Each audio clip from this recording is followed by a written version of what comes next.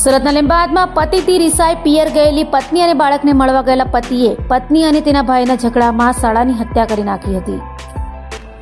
સુરતની લીંબાયત પોલીસની team PI એન.કે. કામડિયાના માર્ગદર્શન હેઠળ પેટ્રોલિંગમાં હતી ત્યારે બાતમીના આધારે લીંબાયત ખાતે આવેલ લીંબાયતમાં સાળાની હત્યા કરનાર હત્યારા એવા અકીલ ઉર્ફે સિકોલિયા સલીમ ગફુર શાહને ઝડપી પાડ્યો હતો. તો આરોપીની પૂછપરછ કરતા જણાવ્યું હતું કે તેની પત્ની સાથે તેનો ઝઘડો થતા પત્ની રિસાઈને 9 મહિનાથી પિયર આવી ગઈ હતી અને પોતે પત્ની અને પુત્રને મળવા જતા પત્નીના ભાઈએ બહેનને સાસરે જવાનું કહેતા તેઓ વચ્ચે ઝઘડો થતા ભાઈએ બહેનને થપ્પડ મારતા ઉશ્કેરાયેલા અકીલે પોતાની પત્નીને થપ્પડ કેમ માર્યો તેમ કહી ઝઘડો કરી સાળાને મોપેડ પર ભટકાવી દઈ સિમેન્ટનો બ્લોક મારી હત્યા કરી નાખી હતી.